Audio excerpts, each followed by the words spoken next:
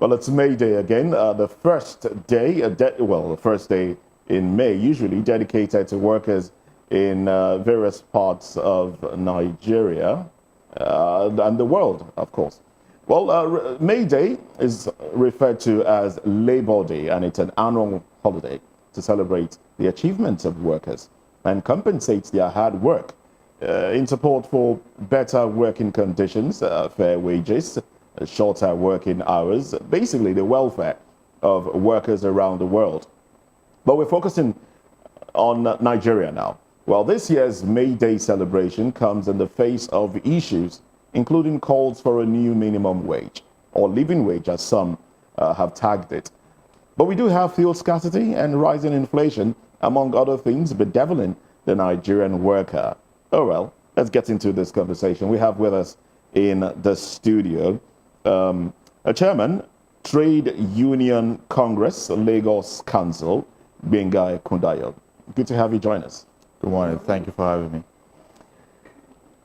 With what the Nigerian worker is going through and have been lamenting on over some time now, especially in the last one year, is there anything to celebrate, really? Is there anything to commemorate? Is there any reason why a Nigerian worker would be in the stadia marching and dedicating the service to the nation Nigeria? Well, like you said, May Day, which is May 1st of every year, is dedicated to us celebrating, recognizing, and appreciating the efforts of the working class, including every one of us here. All that we do, because that's what keeps the wheels of the economy turning. We may look at the situation in Nigeria generally, and for the workers particularly, and say that there's not much to celebrate. Because right now, it's a tough time living in this part of the world, grappling with the rising inflation, the food prices, transportation challenges, and right now, like you said, the fuel scarcity that we're experiencing, which you wonder why that should be, despite the promises that were made in the wake of removal of the fuel subsidy and the assurances of the benefits that will come with the deregulation of the downstream petroleum sector.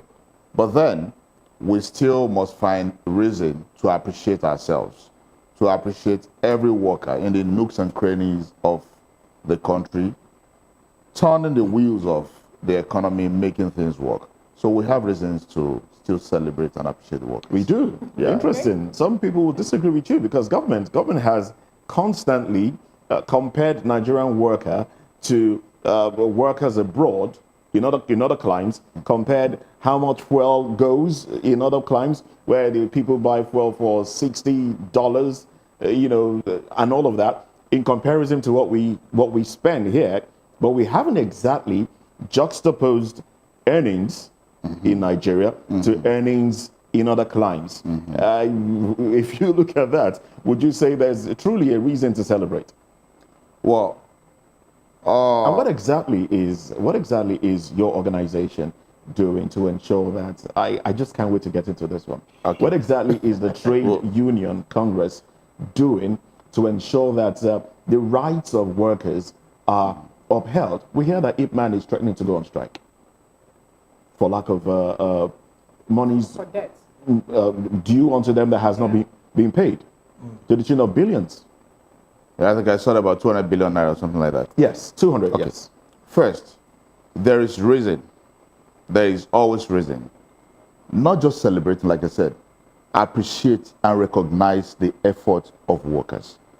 Anyhow you look at it, we still have workers, despite the challenging conditions, they still go out daily. Since I think Friday last week, it's been very difficult, particularly in Lagos commuting.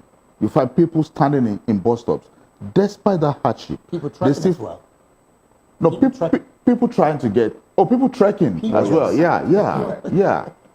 Despite all those challenges, people still find their ways to work, to keep, doing what they should do, putting their So efforts who's to keep the appreciating economy them? going. Are they appreciating? Are we appreciating We are ourselves? appreciating ourselves, Oh, great, coming great. together to say Great. we have done this much.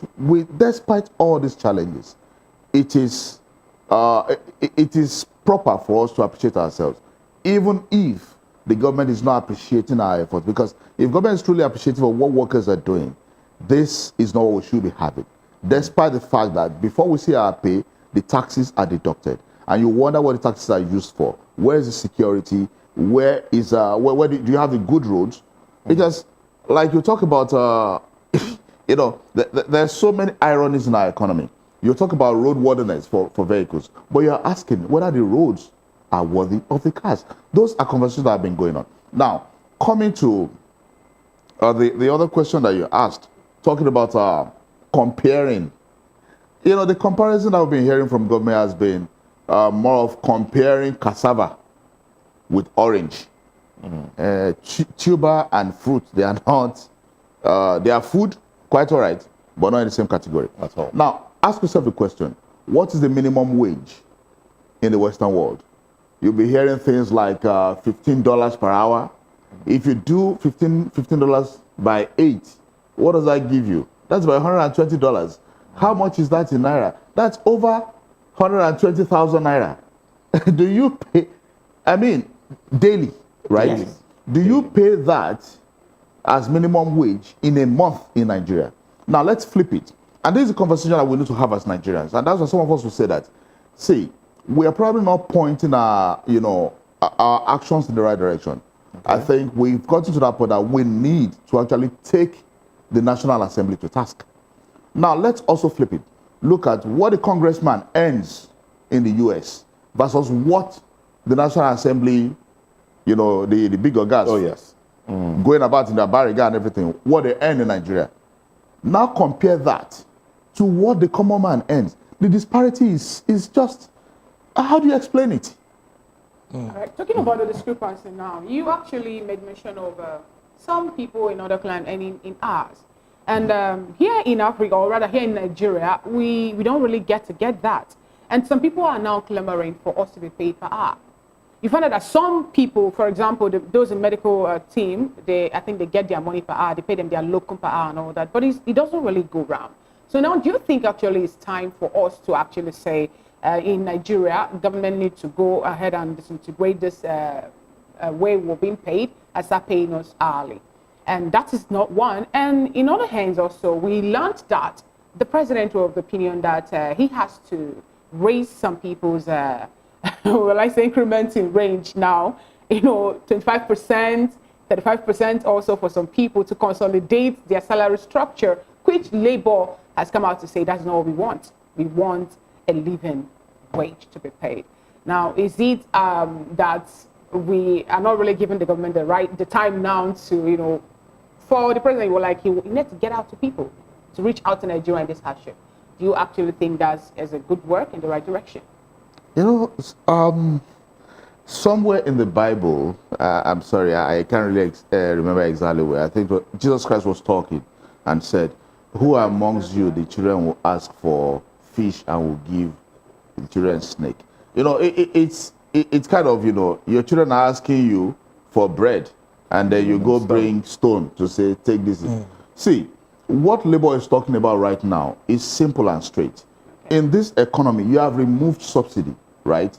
You said, how will I say it, poorly timed at that.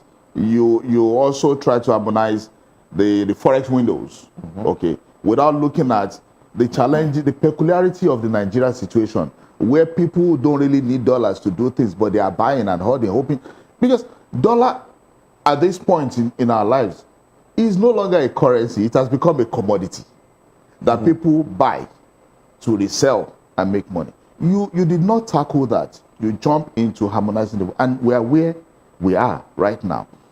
And in the midst of all that, what we're asking for is, what will make the ordinary worker live, survive? That's where you hear. That's why you hear about the living wage. We need to live. We need to survive. And that's why we'll say what you've done now is not what we're talking about. The commerce, the conheads, the compies, corn nappies and whatever, what have you, all the cons, you know, which is sounding like someone being conning right now with what needs to be done, and then you are giving us all the cons. But the main thing is not being addressed as we expect. It's like in Yoruba, they say, "Ofetele, palapalapa." That's like you leave leprosy, and then you are finding a remedy for ringworm. Is that what we should be talking about? So what Labour is saying right now is that what we need to deal with is the living wage. What can make the common man survive? Okay. Right. Now, Talking let's take it further. Okay. For your first question in that line. You see, our society is that where if I'm okay, I don't really know whether you are okay, and it's not my business. You know, that's the way we often think. If not, it's not just about the workers in the formal sector. What about the informal sector? The electricians, the plumbers, the mechanics. We price them like crazy. We don't, you see, most of our artisans, can any of them even talk about, okay, I can access mortgage based on my income? Their data does not speak to anything like that. How do you have a proper society? So we've come to that point. For us, Lagos State Council of TDC. So they have associations. They do, but despite the associations, they also try to peg their prices. But if you're looking for something to do, and someone says, this is what I can pay you, what will you do? You take it. So we've come to that point. We've actually been talking to the state government and some other private discussions that they've been having, that we need to get to that point in this country where some things are standardized. We need to look at the informal sector and standardize the remuneration, standardize even their service delivery. There's a lot of wastages in our economy. You call in a plumber, and then within 6 months, you are finding a map of the world on your walls. You know, those kind of things. You need to standardize a lot of things. You need to get to the point of, you know, licensing people for what they do and seeing them as professionals in what they do. Even those who sell the materials that they need to use, the tools and, all the materials that they use. Do you have licenses for them? Do you really monitor what they do? We can eliminate a lot of wastages. And in the midst of all that, we can actually standardize the remuneration of these people. See, everybody needs to live well. Is it possible to standardize the remuneration of a handyman? Yes, it is. It happens in other climes of the world. And me, I don't like to see impossibilities. If you can think about it and it is the right thing to do, it can be done. Okay. Now, I'm going to talk to what the speaker made mention of yesterday, particularly about the fact that Nigeria has the lowest VAT collection in Africa. Now, at this point, what that simply means, let me also say it again in the words of my colleague, who always say this is like testing the waters. Maybe in the near future, we might see so many value-added tax increase on almost everything within the Nigerian space. Now, what would Labour do at this point that we are going to be experiencing this? And you also did mention, that's one, you also did mention that trying to compare what the average Nigerian, not even the worker now, earns per hour is nothing close to what other climes, saner climes do earn.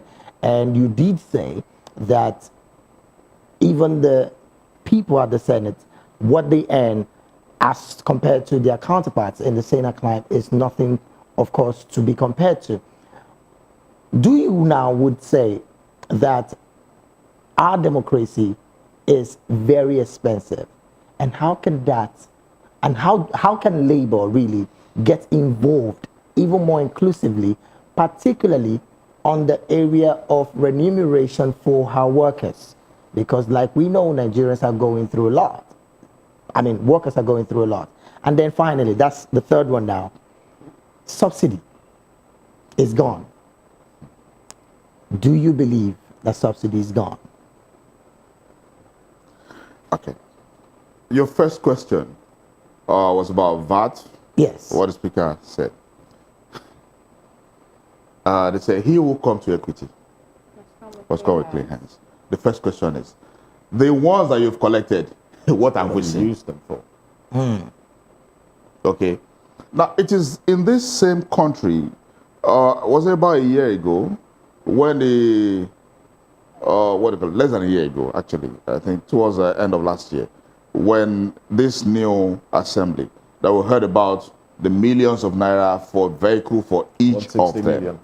In this kind of economy. Is that what you're using our taxes for? And now we should pay more VAT so that you can buy more vehicles. They talk about, what do you call it, the oversight function on projects. You were not elected for project oversight. I don't know how we got to this point. Okay? You were elected to make laws. Right. You're talking about constituency projects, and this is the legacy of Baba OBJ. Constituency project. These are illegalities in themselves. They don't speak to the reality of the time. You just carry money and give to someone to go and for his political patronage, right? Because when he goes to his constituency and he's brought you borehole, it is him that is doing it, right? Yeah. This is part of political patronage, entrenching themselves. What we're talking about is make laws. So instead of talking about VAT and all that, they should go back and look at what they are doing. The Nigerians should not be funding. Get their hands off those things and release those funds to do things that need to be done, not to suffocate Nigerians. And, now Nigerians should be talking about, truly, let the poor breathe. This breathing now is not the charade that was done in National Assembly few months ago. Right. Really, the poor need to breathe. Where we are now is not what we deserve. Now, your second question was Is democracy expensive? yeah, you asked about what TUC is doing, with the remuneration of workers. And now, as we are all aware, our national bodies, as they are on the table right now, discussing the minimum wage. We expect that to percolate when the discussion is finished. Besides that, there are other things that people may never get to know. Okay. There are so many affiliate unions of labor centers. And there are so many branches within those affiliate unions, particularly in the private sector.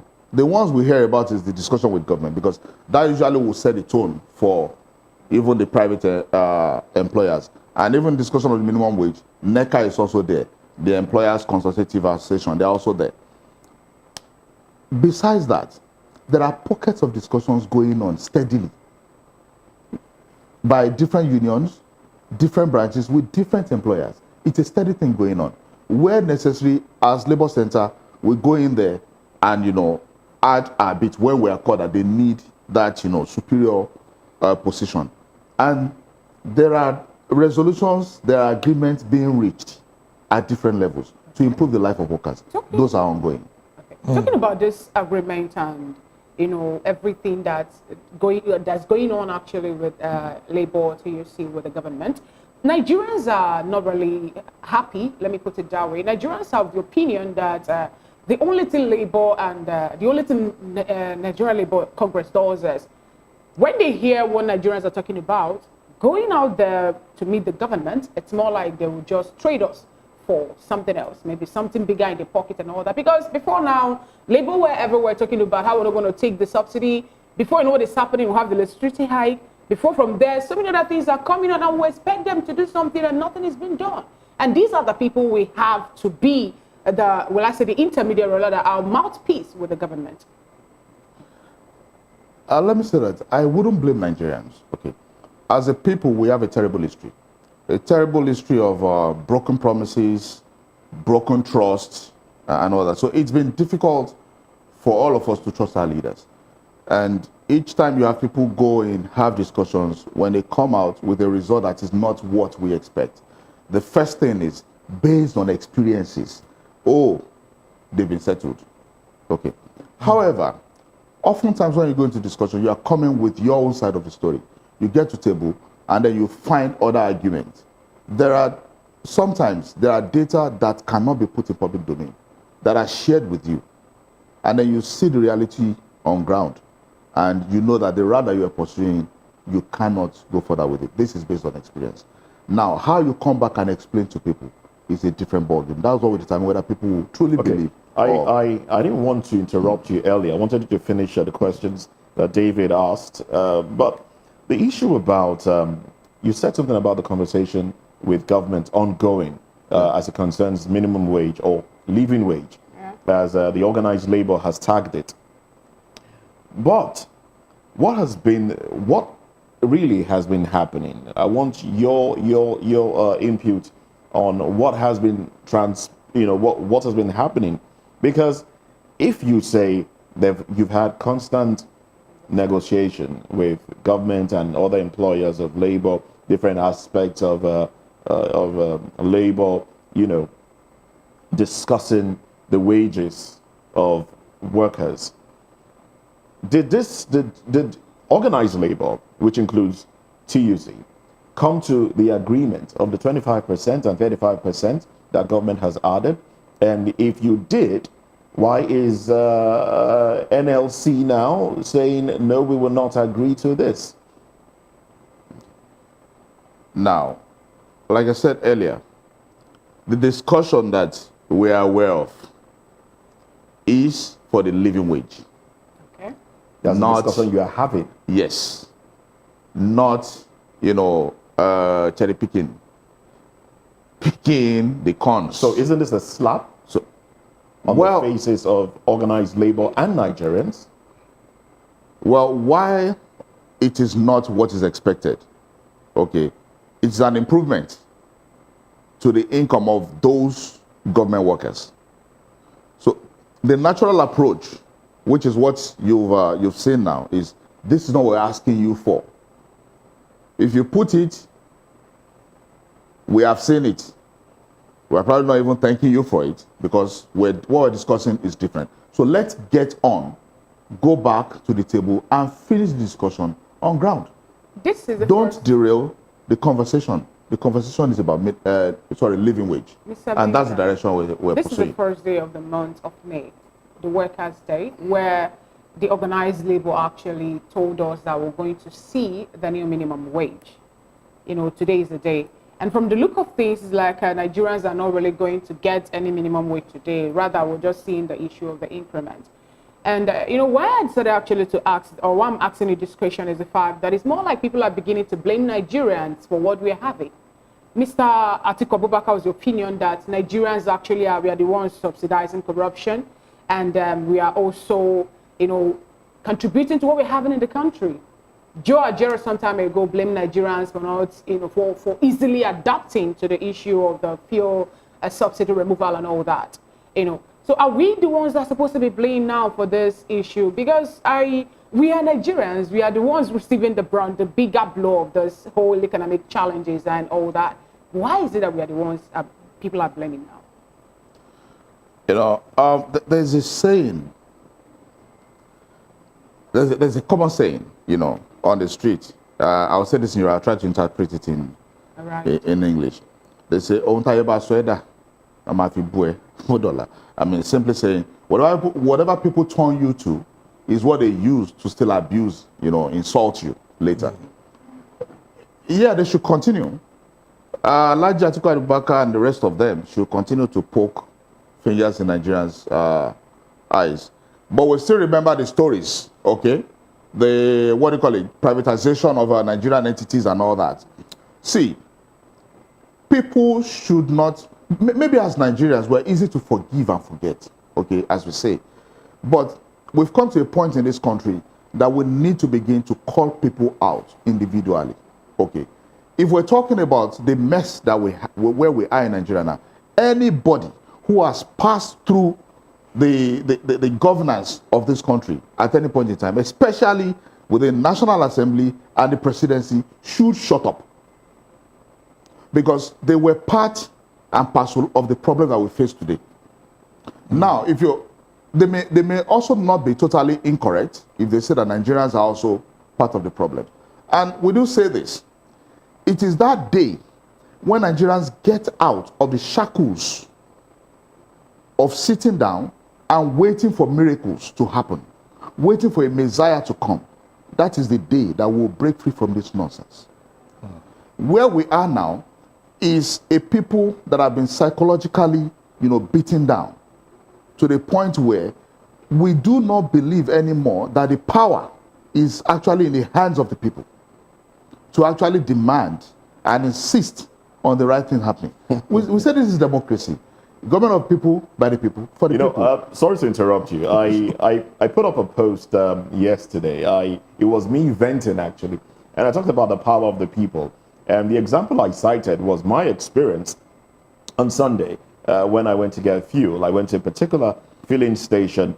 And, with the queues there, some people were coming to purchase, not being on the queues, and then the attendants attended to them. And then I raised the concern, look, why don't you attend to those on the queue so that the line will reduce and you can attend to cars as well and Okadas?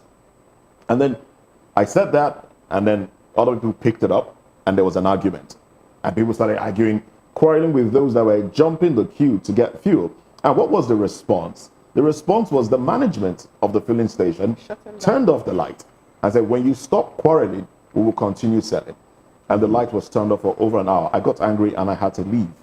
When I went back there the next day to confirm what happened, they said they didn't sell for over 3 hours. People started begging, okay, please turn it on. Sell to whoever you want to sell, as long as we get a little. And that just made me remember the government, the Nigerian government. You say the people should.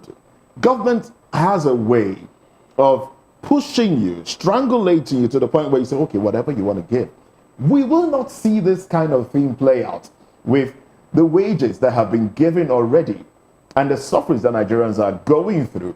Are we not going to see a situation whereby Nigerian workers say, okay, even if it is 25%, minimum wage, living wage, whatever, let us just get by? Are the organizations, the labor, are they going to find a way not to allow that to happen? Seeing that what we are seeing from government is not exactly the conversation Labour has been having with government. Now, when there's a lot of poverty in the land, these things will happen. It's a survival mentality, where you have people looking for just how to survive. People will take anything. In other words, poverty has been weaponized. Yes, that's our story. You see, specifically for us as labor movement, the approaches will sit in there. And that's why when you said, okay, I know maybe you were expecting that I was okay, we reject the cons. We may not thank them, but it will come in. But the discussion will continue. That's the approach. For how long? How much longer? Now, historically, it is negotiation. Okay. I don't know what goes on the table. Okay. But the strategy usually is you continue the discussion.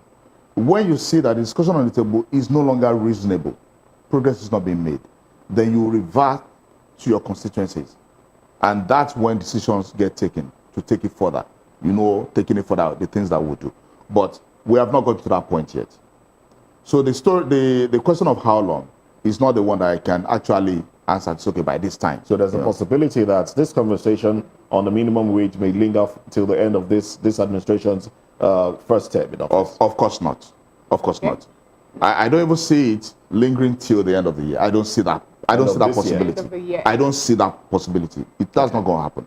But I can't say tomorrow or the next 1 week or the next 1 month. I can't say that. Now, it depends on the flow on the table and what they're able to get. What is the possible figure that Labour would be helping Nigerian workers talk with the government to get as living wage? Now, we recall that Labour has said over 500,000 naira was the first proposal.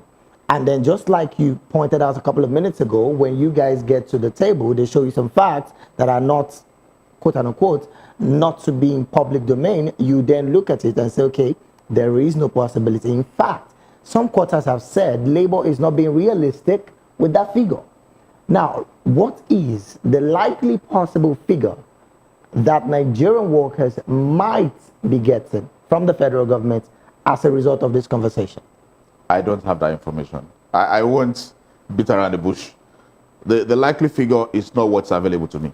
So I can't speak to that. And again, when you are negotiating, the likely outcome is there on the table.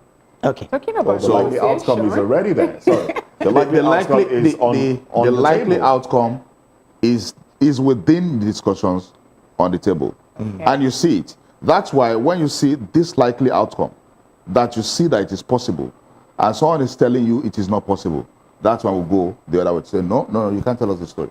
Okay. Because we're Now, seeing it. talking about negotiation. I'm so sorry. I'm so sorry.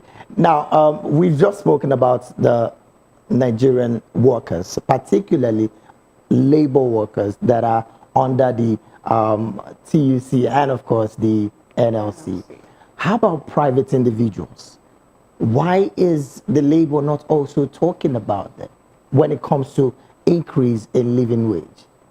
Which, of course, you are a part of. Before now, you had your own background from, yes.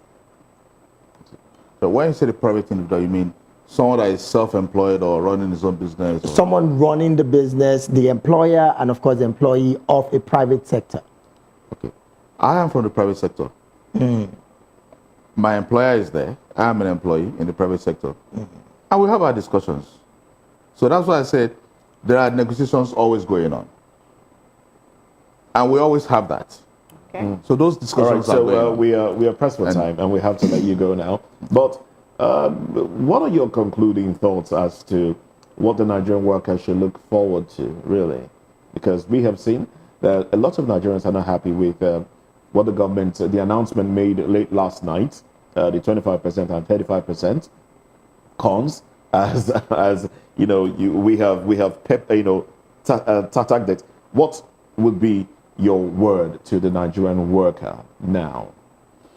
My word to the Nigerian worker is not to lose faith, not to despair, but we must continue to band together. Not to Because lose faith in NLT-TUC, or not to lose faith in No. FG? Not to lose faith in the labor movement, in themselves, in our organizations. Okay. We have continually been disappointed by the federal government. Government in, government out. But we should, not lose faith in ourselves and continue to, band together and work the issues. Okay. Particularly, two major challenges right now that we must speak out about. At our different branches, within the different unions, and let the voices rise up so that we do what we need to do. And those issues are electricity tariff. What has been done lately is totally unacceptable. It is bad. It is not what Nigerians deserve. That against the provision of the act itself, you go into one kangaroo discussion without carrying all the stakeholders along to look at it, review it. There are challenges out there that the discourse are not fixing. And then you are adding, tariff increase onto it. Subsidy removal. There was promise last year that upon the removal of subsidy, the regulation of the downstream sector, we're going to have abundance of supply of products. Where are we? We need to deal with those issues. We also expect that when you deregulate, more players will come into the industry. There will be job creation. On the long run, the economy should move better. More jobs should be created. Life should be better. And these are the things that we are hopeful for. That will say, okay, you know what? Like you have in other climes, let's have the deregulation so that the economy can actually be unlocked. What we've had for over 40 years of NNPC running moribund enterprises is not what we deserve. We need something better. But where are we? We need to, examine, review the journey so far, and redirect our energies, redirect the federal government to deliver the dividends of democracy.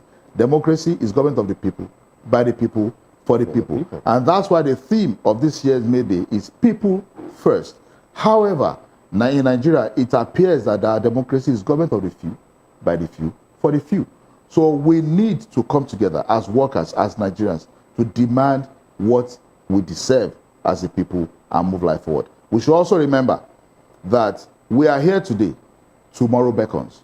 What are we leaving to our children? Even though we may not be part of that beautiful future, there is a saying that a community grows better when old men water trees, the shade of which they will never sit in.